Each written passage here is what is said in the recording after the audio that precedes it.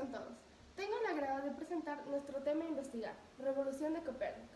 Mi grupo se encuentra conformado por Sebastián Isaya, Josué Ayala, Axel Gualotuña y Dominic González. ¿Qué es la Revolución de Copérnico? Nicolás Copérnico fue un astrónomo prusiano del Renacimiento. La Revolución de Copérnico es el título con el que suele conocerse a la revolución científica que se produce en Europa Occidental, representada en la astronomía por el paso del tradicional sistema geocéntrico al innovador sistema copernico-heliocéntrico, iniciada en el siglo XVI por Nicolás Copérnico y culminada en el siglo XVII por Isaac Newton. En gran parte, como consecuencia de esta revolución, a comienzos del siglo XVIII se considera la crisis de la conciencia europea, y así abrirá el siglo XVIII como siglo de las luces o de la ilustración.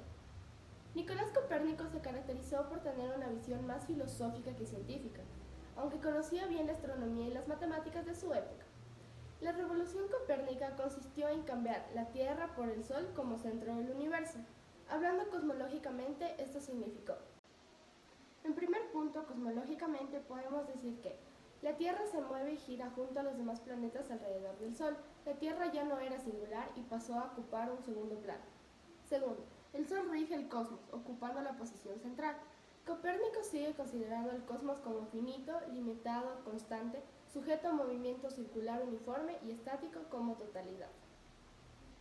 Copérnico pasó cerca de 25 años trabajando en el desarrollo de su modelo heliocéntrico del universo. En aquella época resultó difícil que los científicos lo aceptaran, ya que suponía una auténtica revolución. Teoría astronómica que explica los fenómenos y los movimientos de los cuerpos celestes, tomando al Sol como centro del sistema. El heliocentrismo ya fue formulado en la antigüedad por Heráclides de Ponto y Aristarco de Samos, pero en realidad sería Copérnico quien lo sacaría definitivamente a la luz. Aristarco de Samos fue realmente quien primero propuso esta teoría. La teoría desarrollada por Aristarco se basó en la distancia entre la Tierra y el Sol, planteando que el Sol poseía una medida mucho mayor que la Tierra que para la Tierra.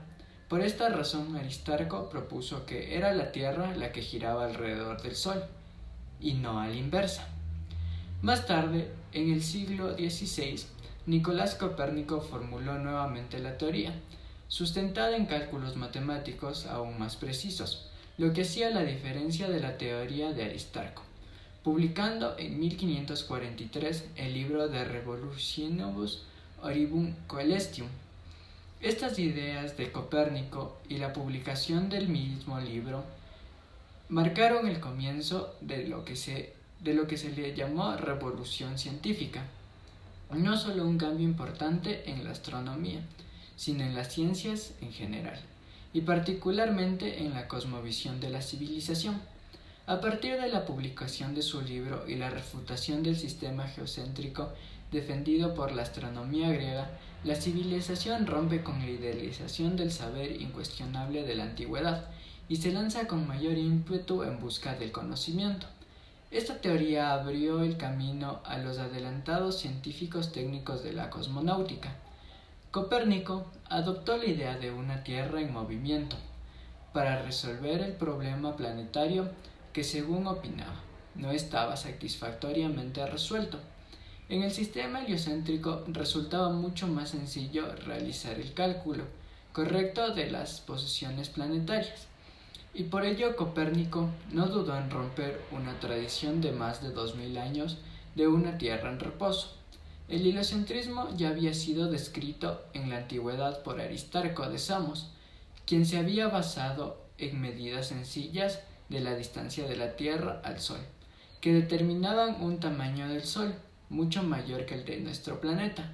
Por esta razón, Aristarco propuso que era la Tierra la que giraba alrededor del Sol, y no a la inversa, siendo el primer proponente del modelo heliocéntrico. Profesor Giovanni Benítez, mi nombre es José Enrique Ayala Farfán de tercero de bachillerato A.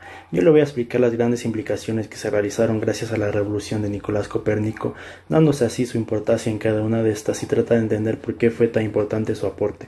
El aporte de Nicolás Copérnico fue fundamental para cambiar la astronomía por completo, la creación de su teoría heliocéntrica, pero siendo este su aporte más importante, esto no fue lo único que hizo, ya que basándose por su propia teoría, propuso otras más en torno al enfoque astronómico que al igual que el heliocentrismo fue apoyado por científicos y astrónomos de la época. Su aporte no solo involucraba el campo científico, porque también influyó en lo social, ya que hizo que la humanidad hasta la actualidad diera su propuesta del universo como verídica, reflejando esto en 5 grandes implicaciones en las que estuvo involucrado. El nuevo paradigma de la época. Desde el siglo I después de Cristo se concibió lo propuesto por Claudio Ptolomeo y Aristóteles como el modelo a seguir sobre el universo, que se basaba en la inmovilidad de la Tierra y que ésta era el centro de todo el universo. Pero con la teoría de Copérnico esto cambió radicalmente y para siempre la ciencia en general desde el siglo XVI, ya que propuso un modelo de un universo esférico donde la Tierra, los demás planetas y estrellas giraban alrededor del Sol, y esto fue respaldado por otros científicos de la época al presentar esto con la suficiente evidencia, usando principalmente las matemáticas para la explicación de su teoría.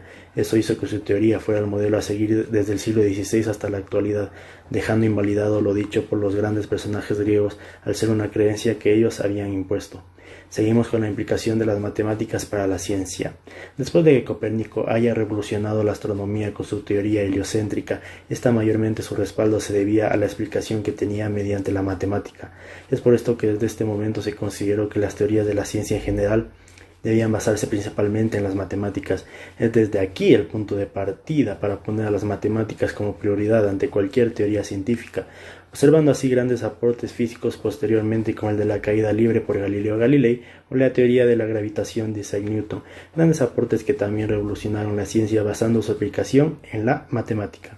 Continuando con la importancia de las matemáticas para la sociedad y la jerarquía de las disciplinas. El siglo XVI, perteneciendo a la Edad Media, fue un siglo centrado por el gran aporte que realizó la cultura griega, además del poder casi total de la Iglesia en la sociedad, donde se señalaba a la teología y a la filosofía como principales disciplinas encargadas de explicar el universo al basarse en lo dicho por los griegos. Y se afirmaba que los astrónomos en aquellos tiempos no podían cuestionar a los teólogos y a los filósofos sobre la creación del universo. Es aquí donde verdaderamente se podría decir que se da la revolución copernicana, ya que dada la teoría heliocéntrica y el gran hincapié que se le daría a las matemáticas, es donde todo se pondría de cabeza. Las matemáticas pasarían a ser la principal disciplina en ese entonces al ser tan importantes para la ciencia, y se le quitaría cierto poder a la filosofía, ya desde que dicha revolución se le vio a las matemáticas como pilar fundamental y a los astrónomos como los únicos que podían decir cómo es el universo, dándose así una jerarquía de disciplinas, donde si bien la Iglesia no perdió su poder, la teología como idea dejó de ser considerada importante al instaurar las matemáticas como el eje principal. Siguiendo con la teoría de los movimientos. Nicolás, con su teoría del universo, aparte de ser la gran causante de su revolución, no bastó, ya que a partir de ella pudo confirmar un fenómeno de la Tierra. Él se encontraba tratando de explicar por qué la temperatura variaba tanto en la Tierra, ya que al parecer no había algún fenómeno que explique lo que pasaba. Así que basándose en su teoría heliocéntrica pudo confirmar otro gran fenómeno a través de la matemática, y era que la Tierra poseía movimientos, siendo primero el de rotación, donde afirmaba que la Tierra gira en su propio eje y dura un día, y el de traslación, refiriéndose al movimiento que hace la Tierra al girar alrededor del Sol y dura un año. Con esto Nicolás pudo confirmar que existían distintas estaciones en el año por estos movimientos que él explicó, y así teniendo por último a la astronomía como el eje central. La revolución copernicana fue la responsable de poner a la astronomía como eje central de la ciencia, al ser el punto de partida de la cosmología hasta los días actuales, donde a lo largo de los 500 años que hay hasta el siglo XVI, ha habido varios personajes importantes que han aportado algo a la astronomía, con la base que dejó Nicolás Copérnico, como lo es Galileo con sus observaciones del telescopio, Newton con su aporte a la gravedad, o el mismo Albert Einstein con la teoría de la relatividad, y todos utilizando la matemática. Copérnico hizo despertar el interés de la sociedad por el universo, que es algo reflejado hasta nuestros días, que a pesar de que queda mucho por explorar en el cosmos y que es básicamente imposible descubrir todo lo que contiene aunque se hagan viajes espaciales, esto se realiza actualmente teniendo presente a las teorías de los grandes astrónomos y sobre todo al gran aporte de Nicolás Copérnico. Sin duda Copérnico fue alguien que fue más allá y reflejó un impacto grande en la sociedad gracias a su gran capacidad de investigación y a sus valiosos aportes. Muchas gracias, profesor Giovanni. Entre otras de sus implicaciones en la ciencia y cotidianidad tenemos el orden de alineación de los planetas. Nos dice que su nuevo orden de alineación se basa según sus periodos de rotación. A diferencia de la teoría de Ptolomeo, Copérnico vio que cuanto mayor era el radio de la órbita de un planeta, más tiempo tardaba en dar una vuelta completa alrededor del Sol. Pero en el siglo XVI, la idea de que la Tierra se movía no era fácil de aceptar, y aunque parte de su teoría fue admitida, la base principal fue rechazada. El movimiento retrógrado de los planetas. Este orden indica que un planeta supera a otro en la velocidad de traslación de acuerdo con el tamaño de sus círculos. Así Saturno tarda aproximadamente 30 años en completar un ciclo, Júpiter 12 años, Marte 2 años y medio y la Tierra 1 año, a diferencia de Venus que tarda 9 meses y Mercurio 3. De esta manera, Copérnico explica el movimiento retrógrado de otras esferas celestes, cuyo tiempo de traslación es mayor que la Tierra, ya que, por diferencia de velocidades, la Tierra supera varias veces a los demás planetas, pero el observador percibe de esto último una trayectoria en sentido contrario. La cantidad de agua en la Tierra. El astrónomo propuso que la cantidad de agua tiene que ser menor que las tierras. En aquel entonces se creía que había 10 veces más agua que tierra. Se explicaba entonces que el movimiento de rotación de la Tierra se debía a que el centro de gravedad y el centro de magnitud no coincidían, y eran dos fuerzas que buscaban el equilibrio y esto genera el movimiento. Esto también solía explicar por qué existen montañas, valles, cavidades, protuberancias en las superficies de la Tierra.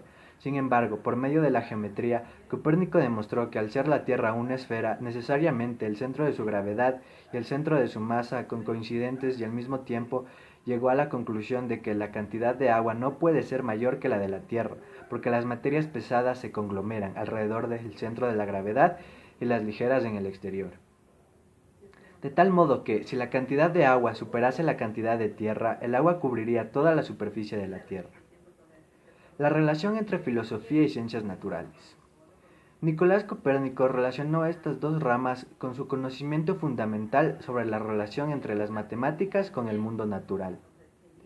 Algunos historiadores de la ciencia parecen ignorar el papel fundamental que ejercen las matemáticas y frecuentemente se dice que el pensamiento filosófico y científico del siglo XVI tiene como principal fundamento el heliocentrismo, como si esto no fuera una consecuencia natural.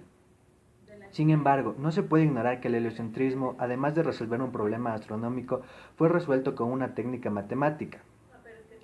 Teoría del aumento de precios. Copérnico se interesó en asuntos monetarios cuando el rey Segismundo I de Polonia le pidió hacerle una propuesta a la reforma de la moneda de su comunidad. El análisis de Copérnico arrojó que es imposible tener dos tipos de moneda en un solo gobierno, una muy valiosa para el comercio exterior y otra menos valiosa para las transacciones locales, como se lo sugirió Segismundo. Formuló entonces la teoría de la cantidad de dinero, que estipula que los precios varían proporcionalmente con el abasto de dinero en la sociedad. Explicó esto antes de que el término inflación fuera inventado. En términos muy simples, para Copérnico se debía evitar el poner en circulación demasiado dinero, porque el abasto de dinero determina el valor de la moneda. Entre más dinero haya, el valor del mismo se reduce. Esta es la causa principal y directa de que los precios de los bienes aumenten. Gracias.